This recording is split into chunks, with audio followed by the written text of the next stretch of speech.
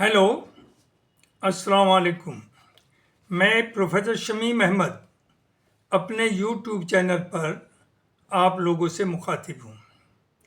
आज की बात में मैं बात करूँगा जो 15 डे 2 वीक्स एक सीज़ फायर हुई है between Iran and America.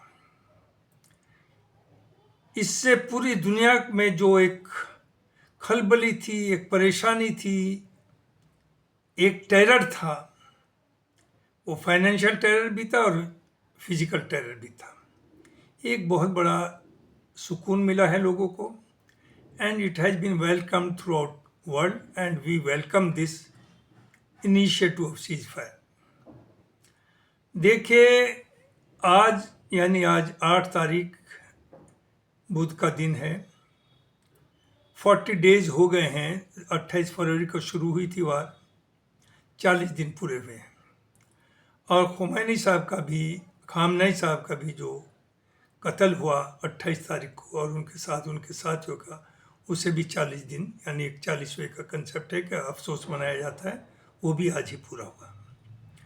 Trump साहब ने जो धमकी दे रखी थी, उन्होंने एक 15 पॉइंट एक अपना समझौते के लिए दिया था और ये कहा था कि ईरान अगर इसे एक्सेप्ट नहीं करेगा तो आज सुबह इंडियन 5:30 बजे बुध के दिन 8 तारीख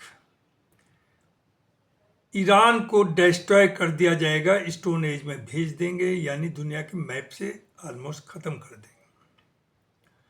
लेकिन उसके 4-5 घंटे पहले ही उन्होंने अनाउंस किया कि on the request and mediation by Sharif साहब of Pakistan prime minister and Munir जो जनरल है पाकिस्तान आर्मी का, उनकी मध्यस्थता की वजह से मैं 15 दिन के लिए ये सीज फायर डिक्लेयर करता हूँ।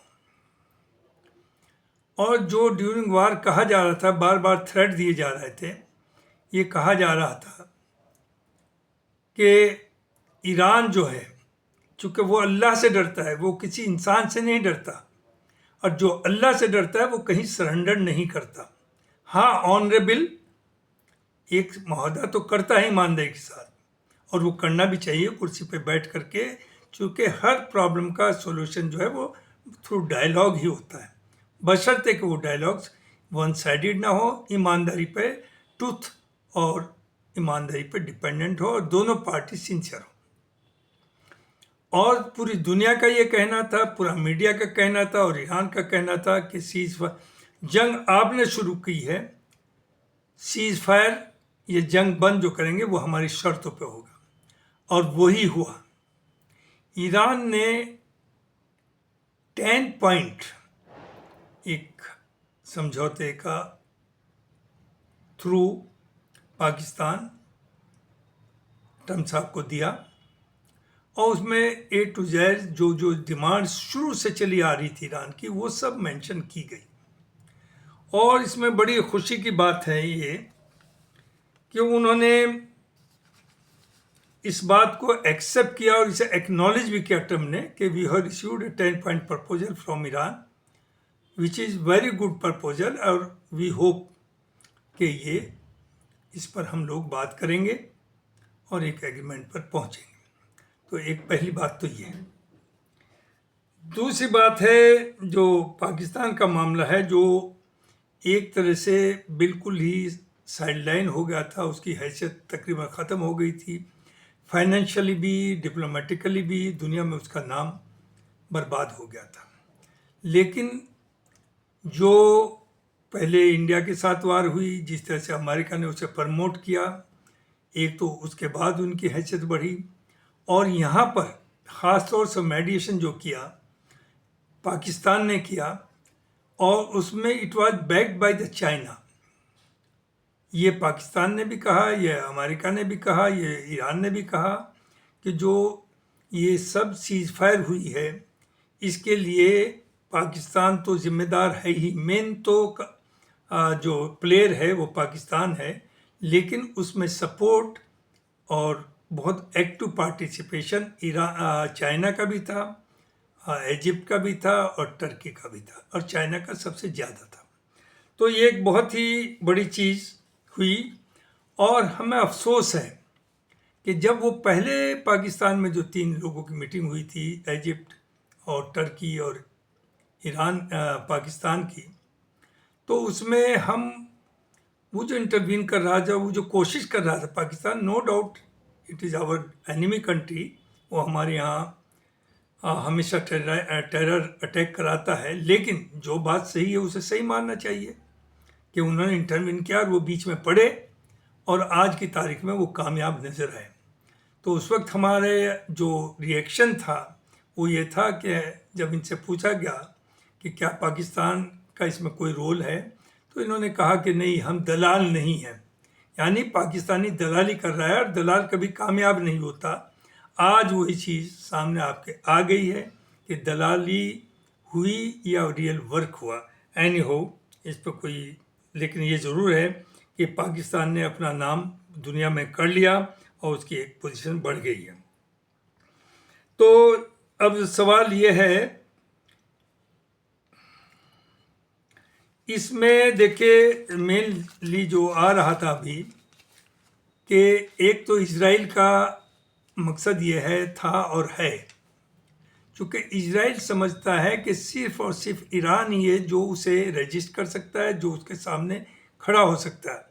लिहाजा उसका मकसद है कि वार चलती रहे at the cost of America, पैसा अमेरिकन का खर्च हो, लोग उनके मरें और ये ईरान को इतना बर्बाद कर दें कि उसके बाद इसके सामने मिडिल ईस्ट में कोई भी आदमी, कोई भी स्टेट ठहर ना पाए। और जब ईरान गिर जाएगा तो अरब तो वैसे भी, कुछ लोगों ने तो ऑलरेडी अब्राहम अकॉर्ड कर रखी है, they are allies of Israel, और बाकी जो सऊदी वगैरह अब तक नहीं थे, जो रजिस्ट कर रहे थे कि हम तभी करेंगे जब आप फ़लस्तीन स्टेट बना करके डिक्लेयर कर देंगे, तो उन सबको तो हम दबा ही लेंगे, अमेरिका हमारे साथ होगा, ये सोच इनकी थी। और जो 40 दिन में देखिए जो डिस्ट्रक्शन हुआ है, बहुत बड़ा डिस्ट्रक्शन हुआ है इजराइल के अंदर, और कुछ लोग जो फोटोज आ रहे हैं, जो चीज़ें आ रही हैं, उससे अंदाज़ा हो रहा है कि इजराइल को तकरीबन वही कर दिया जो कि गाज़ा में इजराइल ने किया था। अब दूसरी तरफ देखिए, इजराइल ने उनके इंफ्रास्ट्रक्चर के ऊपर, उनके गैस के ऊपर, उनके ऑयल के ऊपर हर जगह बम्बार्डमेंट किया, और उसने, ईरान ने पहल नहीं करी भी। अगर उनके इलेक्ट्रिक उसके ऊपर किया है तो उन्होंने इजराइल के उस पर किया, और जो अरब कंट्रीज में अमेरिकन इंटरेस्ट थे उस पर रेसिप्रोकेट किया है कहीं भी। अब उन्होंने जब उनकी यूनिवर्सिटीज़ को बर्बाद किया, तब ईरान ने इजराइल की और कुछ मिडिल ईस्ट की यूनिवर्सिटीज़ के ऊपर अटैक किया, जबकि यूनिवर्सिटीज़ पे नहीं, लेकिन उसने इनिशिएट उसने नहीं किया, उसने डिफेंड अपने को किया है, डिफेंसिव पर रहा, उसने एग्रेशन इस जंग के होते हुए नहीं की। अरब कंट्रीज़ का जहाँ तक सवाल है, नो डाउट हम भी ये फील करते हैं कि वो भाई हैं, वो उनके पड़ोसी हैं, उन पर अटैक होना जायज़ नहीं था। लेकिन ईरान ने बार बार कहा कि, और उन्हें यकीन दिलाया कि we assure you are our brothers, लेकिन हमारी मजबूरी ये है, जब आपके जो बेसिस है अमेरिकन वहाँ से हम पर अटैक होगा तो हमारे पास चारा क्या बचता है। और जब भी अटैक करते थे तो पहले से इन्फॉर्म करते थे कि हम फला जगह अटैक करेंगे, आप वहाँ से लोगों को हटा दिए, चूँकि इस्लामिक तरीका भी यही है कि वार के अंदर इनोसेंट या बच्चे ना मरे, जबकि अमेरिका ने या इजराइल ने ईरान के अंदर ये नहीं किया, उन्होंने एक तरफा बम्बार्डमेंट किया और वहाँ लोग मरे हैं। तो ये सब होता रहा। अब आइए आगे, अभी रिसेंटली कल परसों आपका इजराइल कहता है कि लोग ट्रेन्स में सफ़र ना करें ईरान के अंदर, चूँकि हम ट्रेन्स के ऊपर बम्बार्डमेंट करेंगे, हम नहीं चाहते लोग, आम लोग मरे। यानी अब ये बात आपको याद आई है, गाज़ा में जो जिस तरह से आपने जेनोसाइड किया, जिस तरह से वहाँ इनोसेंट लोगों को मारा, जिस तरह से वहाँ का इंफ्रास्ट्रक्चर ख़त्म किया, वहाँ के हॉस्पिटल्स, वहाँ की यूनिवर्सिटीज़, वहाँ के मदरसे, वहाँ की मस्जिदें, सबको तबाह कर दिया, वहाँ की बिल्डिंग्स तबाह कर दी। मोर देन 6 लाख लोग आर अफेक्टेड बाई मतलब वो या तो हाथ पैर कट गए हैं या मर गए हैं। और ये जो 72,000 90,000 कहा जाता है, ये फेक न्यूज़ है। मोर देन मतलब फ्यू लैक्स लोगों की वहाँ किलिंग हुई है। दूसरी चीज़, 28 तारीख को जो आपने अटैक किया ईरान के ऊपर, उसमें 170 या 75 स्कूल के बच्चों पे, स्कूल पर बम्बार्डमेंट करके उन बच्चों को आपने मारा। तो आप बात करते हैं कि हम इनोसेंट को नहीं करना चाहते। आप नकल कर रहे हैं ईरान की, कि ईरान ने पहले वार्निंग देता है, आपने वार्निंग दी, उसका नतीजा क्या हुआ कि ट्रेन रुक गई। लेकिन जो स्टेशंस थे ट्रेन जहाँ थी, वहाँ लाखों लोग, और जहाँ उनके एनर्जी सेंटर्स हैं, जहाँ उनके बिजली के सेंटर्स हैं, वहाँ पर लाखों कई करोड़ों लोग उन्हें घेर के रात भर खड़े हो गए और उन्होंने कहा कि हम मरने के लिए तैयार हैं, आप बम्बार्डमेंट करें। दूसरी तरफ आप इजराइल में देखिए कि जैसे बम्बार्डमेंट होता है तो लोग सब अपने टनल्स में उसमें जा कर के नीचे जो है ज़मीन के वहाँ रह रहे हैं। और 40 दिन में से वहाँ रहते रहते आधे पागल हो गए लोग, मेंटल। जाहिर है, आपको एक अंधेरे में एक 150-200 फीट ज़मीन के अंदर आप रह रहे हैं, तो उन बेचारों की हालत क्या होगी। तो ऑल जितने इजरायलीज हैं, यहूदी हैं, सब बुरे नहीं हैं। वहाँ रूलिंग गवर्नमेंट, रूलिंग पार्टी जो है, प्लस उसके जो अलाइज हैं, और वही हर कौम में दो तरह के लोग होते हैं, वहाँ भी दो तरह के लोग हैं। Of course may be majority with Netanyahu, लेकिन एक बहुत बड़ा हिस्सा ऐसा भी है जो पीस चाहता है, वो सुकून के साथ रहना चाहता है, अपने पड़ोसियों के साथ अच्छे रिलेशन चाहता है। एनी हाउ, ये एक बहुत बड़ा मसला था। लेकिन अब आया मिडिल ईस्ट का, कि मिडिल ईस्ट का क्या होगा। वहाँ अभी भी कुछ दहशत ये है कि ईरान से अगर समझौता अमेरिका करता है तो वो डोमिनेंट पावर जो होगी वो ईरान की होगी, नो डाउट ईरान की होगी, और वो उनके लिए ख़तरा होगा। दे शुड बी एश्योर्ड, लिहाजा जो भी एग्रीमेंट हो उसमें अरब्स को ये एश्योरेंस देनी चाहिए कि उनकी सिक्योरिटी का, उनकी टेरिटोरियल इंटीग्रिटी का ध्यान रखा जाएगा। उनके ऊपर कभी कोई ईरान की तरफ से अटैक नहीं होगा। दूसरी तरफ वैसे भी आज तक ईरान कहीं भी उसने किसी की टेरिटरी नहीं कब्जाई, किसी के ऊपर अटैक नहीं किया।